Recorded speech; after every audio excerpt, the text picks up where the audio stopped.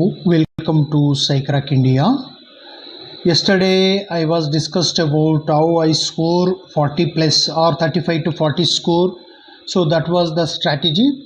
आज हम बात करेंगे how I approach paper 2 psychology. Paper 2 psychology में मेरा प्रीवियस अटेम्प्ट्स में जो भी मार्क्स आया था, मेरा मतलब अराउंड 4-5 अटेम्प्ट्स में, मेरा लास्ट अटेम्प्ट में मैंने किस तरीके से अपना स्ट्रैटेजी को चेंज किया था.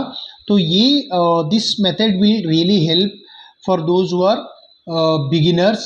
एंड जो मेरा this patterns is based on the last 10 years जो एक्सपीरियंस है, उसके हिसाब से मैं अभी थोड़ा सा आपके साथ डिस्कस करूँगा. देखिए, पहले हम इसको मैंने क्या किया था, इसमें 10 यूनिट्स है साइकोलॉजी में. उस 10 यूनिट्स में मैंने थोड़ा सा मेरा जो कंफर्ट होगा उसके हिसाब से मैंने डिस्कस किया था.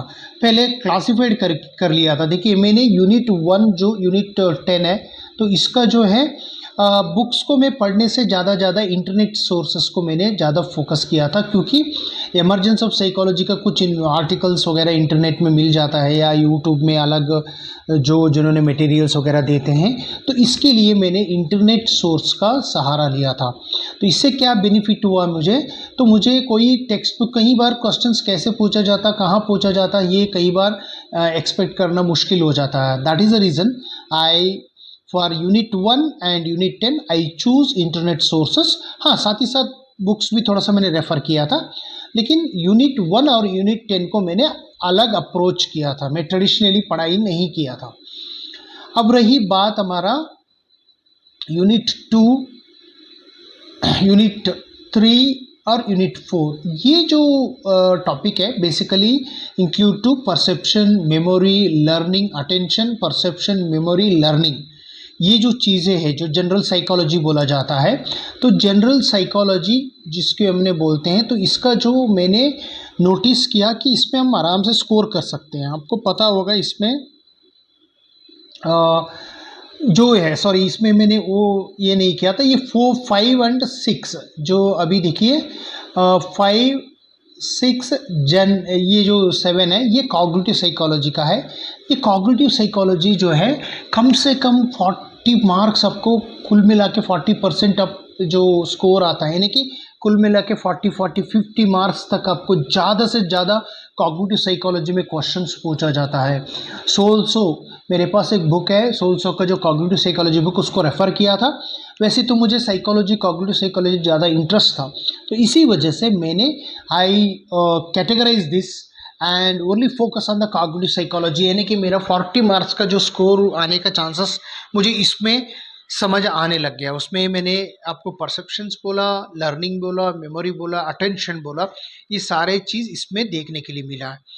तो ये देखिए, आपको कॉग्निटिव साइकोलॉजी करके मैंने अभी नोटिस किया. आप देख सकते हैं यहाँ पे कॉग्निटिव साइकोलॉजी का जो एरिया हो गया, इंक्लूडिंग पर्सनालिटी हो गया, इमोशंस भी हो गया, और डिफरेंट टाइप्स ऑफ लर्निंग्स है, और apart from that attention, types of attentions है. सो ये सारे जनरल साइकोलॉजी में जो भी इंटरेस्टिंग एरिया होता है उसके रिगार्डिंग क्वेश्चंस आ सकता है. जैसे ह्यूरिस्टिक्स हो गया, तो ये सारे डिसीजन मेकिंग हो गया. सो these are very important. So that is the reason you need to thoroughly read cognitive psychology. So I can give you guarantee, if you go through the book of properly understanding the cognitive psychology, your 50% of the syllabus is over. तो इसके लिए आप इसको कर लीजिएगा planning. ठीक है, पहले तो इसको आपने 5, 6, 7 को ले लीजिएगा. अब हमारा बचता है 8 to 9. 5, 6, 7 तो कर लिया, और 8 to 9 को भी आपने बुक्स को, कोई भी बुक्स आप रेफर कर सकते हो. और खास करके जो है सोशल साइकोलॉजी है, सोशल साइकोलॉजी ये सबसे इम्पॉर्टेंट और स्कोरिंग चैप्टर है. आजकल सोशल साइकोलॉजी का क्वेश्चंस कम नहीं, ज़्यादा पूछे जा रहे हैं. यानी कि 15 to 20 तक आपको देखने के लिए मिल जाएगा. आपका 15 to 20 जो आपका जो क्वेश्चंस है सोशल साइकोलॉजी में मिल रहा है. और ह्यूमन इंटरवेंशन और थेरेपी जो है उसको आप कोई किताब पढ़ सकते हैं, कोई मटेरियल पढ़ सकते हैं, और ये एक अच्छा स्टैंडर्ड बुक भी आप पढ़ भी सकते हैं. तो मैंने इसको बुक को रेफ़र किया था, सोशल साइकोलॉजी को मैंने बुक रेफ़र किया था, तो उसको आप कर सकते हैं. यानी कि 8 and 9 साइकोलॉजी को आप इसको भी जोड़ सकते हैं, यानी कि cognitive psychology, human development and ये जो यूनिट 9 का जो है वो भी आप इसको रिलेट कर सकते हैं। यानी कि हमारा यूनिट 1, यूनिट 10, 5, 6, 7, 8, 9 खत्म हो गया। अभी अब बचा हमारा हमारा क्या बचा है, हमारा सबसे इंपॉर्टेंट टॉपिक है जो डिफिकल्ट माना जाता है, थोड़ा अप्रोच को चेंज करना होता है, यूनिट 2 यानी कि research methodology, psychological testing, unit 4। देखिए इसमें थोड़ा टेक्निकल पार्ट में बोल सकता हूँ कि थोड़ा टेक्निकल भी समझना पड़ता है। यूनिट 2 में जो है आपको अनोवा स्टैटिस्टिकल रिलेटेड जो क्वेश्चंस फ्रेम होगा, तो स्टैटिस्टिकल रिलेटेड क्वेश्चन के लिए मैंने एक ही सोर्सेस को डिपेंड नहीं किया था। मैंने सिर्फ किताब पढ़ने से इसमें आंसर नहीं कर सकते, इसमें थोड़ा समझने की करना पड़ेगा। जितना अपने समझने के लिए कोशिश करेंगे, the more you try to analyse in different sources, थोड़ा सा अपने इसमें क्रिएटिविटी दिखाना पड़ेगा। इसमें अपने क्या करना पड़ेगा, क्रिएटिविटी दिखाना पड़ेगा। तो क्रिएटिविटी दिखाएंगे तो आपको क्या होगा इसमें, तो आपका जो है आइडिया बढ़ जाएगा, यानी कि आपका जो अप्रोच करने का तरीका बढ़ जाएगा। क्योंकि कई बार टेक्निकल क्वेश्चन आ सकता है, question can be asked from मनोवा रिलेटेड क्वेश्चन हो सकता है, कोई स्टैटिस्टिकल से रिलेटेड क्वेश्चन हो सकता है, कॉन्सेप्ट बेस्ड क्वेश्चन आपको पूछा जाएगा। और साइकोलॉजिकल टेस्टिंग का अगर हम बात करें, साइकोलॉजिकल टेस्टिंग जो है, साइकोलॉजिकल टेस्टिंग में कुछ क्वेश्चंस ऐसी हो सकती है जो आइटम से रिलेटेड है, या validity and reliability, types of validity and reliability की कुछ कॉन्सेप्ट बेस्ड क्वेश्चंस भी हो सकता है। और कहीं कहीं पैराग्राफ क्वेश्चंस भी आने का चांसेस हो सकता है इसमें, तो पैराग्राफ क्वेश्चंस भी आने का चांसेस हो सकता है। तो इसीलिए आपको ये देख लीजिएगा। और बायोलॉजिकल बेसिस भी एक आपको थोड़ा सा अलग ही सोर्सेस करना पड़ेगा, बुक्स के अलावा बियॉन्ड भी आपने थोड़ा इंटरनेट मटेरियल को भी थोड़ा सा सोचना पड़ेगा, इंटरनेट मटेरियल। तो इंटरनेट मटेरियल से आपको बायोलॉजिकल बेसिस बिहेवियर को थोड़ा सा सोच के करना पड़ेगा, तभी आपका जो है ना थोड़ा सा क्वेश्चन पूछने का ढंग आपको समझ में आ जाता है। सिर्फ अपने किताब पढ़ने से क्वेश्चंस कई बार आपको कैच नहीं कर पाएंगे। So if you want to more than 4-5 marks, आपको ज़्यादा ही कुछ करना है, 5 to 6 मार्क्स आपको अच्छा क्वेश्चन करना है, तो आप कुछ और बुक भी रेफर कर लीजिएगा जो बियॉन्ड आपको टेक्स्ट बुक हो, तो ये आपके लिए बहुत इंटरेस्ट रहेगा।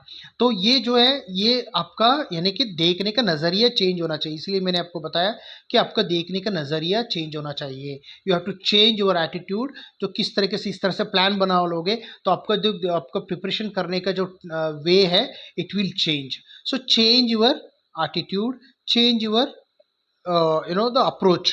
तो चेंज योर अप्रोच आपको करना पड़ेगा, तभी आपको ये करेगा। तभी तो रीज़न मेरा अटेम्प्ट में मैंने नियरली 70 प्लस स्कोर किया था मैंने अपना साइकिल, जो एक्चुअली गुड माना जाता है। तो that is the reason 65 to 70 जो क्वेश्चंस मैंने स्कोर किया था, दैट इज़ द रीज़न मैंने इसका जो पैटर्न्स को अपनाया था। तो ये पैटर्न्स आपकी बहुत ही मददगार होगा। So use this patterns. और अगर आपको यूनिट 1 और यूनिट 10 में अगर कोई प्रॉब्लम हो तो मैं तो कर ही दूंगा, आप हमारा मदद भी ले सकते हैं। लेकिन मैंने कोई ज़्यादा ये नहीं किया था, क्योंकि मुझे पता था कि क्वेश्चंस यहाँ से पुट कर रहे हैं, तो यहाँ पे हम लोग अपलोड करने का, यानी कि डेप्थ अंडरस्टैंडिंग होना जरूरी है बिफोर एंटरिंग इनटू द इसमें। जो भी अपने तैयारी करना शुरू करते हैं, तो आपको सिलेबस को पूरी तरह, यूनिट को अपने फेमिलियर होना जरूरी है, फेमिलियर होना बहुत जरूरी है। तो ये चीज़ मुझे आपको आप लोगों के साथ बताना था कि आप लोगों का किस तरह से इसको एनालाइज करना है।